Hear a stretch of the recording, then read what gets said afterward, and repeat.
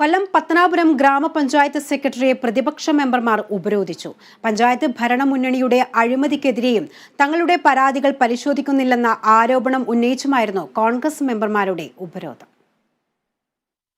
പത്തനാപുരം ഗ്രാമപഞ്ചായത്തിലെ LDF ഭരണമുന്നണിയുടെ അഴിമതിക്കെതിരെ പരാതികൾ നൽകിയിട്ടും നടപടിയില്ലാത്തതിൽ പ്രതിഷേധിച്ചായിരുന്നു ഉപരോധം.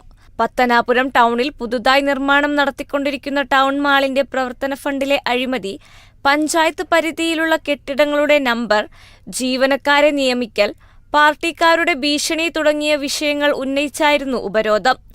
പാവപ്പെട്ടവർക്ക് നൽകാതെ ഇടതുപക്ഷ മുതലാളിമാർക്കും സഹയാത്രികർക്കുമാണ് പൂർത്തിയാകാത്ത കെട്ടിടങ്ങൾക്ക് പോലും നമ്പർ നൽകിയതെന്ന് ഇവർ ആരോപിച്ചു.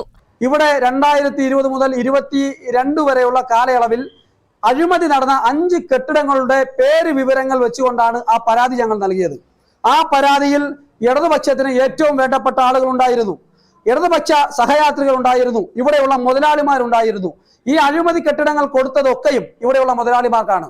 പാവപ്പെട്ട ഒരാൾക്ക് പോലും ഇവിടെ അനധികൃതമായി നമ്പർ നൽകിയിട്ടില്ല എന്ന് മാത്രമല്ല, നിയമാനുസൃതമായി കിട്ടേണ്ടുന്ന നമ്പർ പോലും വളരെ വൈകിയാണ് കിട്ടുന്നത്. തുടർന്ന് പോലീസ് എത്തി ബലം പ്രയോഗിച്ച് സെക്രട്ടറിയുടെ മുറിയിൽ നിന്നും അംഗങ്ങളെ നീക്കി.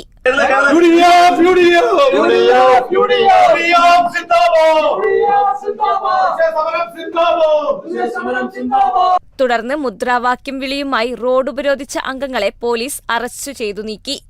കേരള വിഷൻ ന്യൂസ്, കൊല്ലം.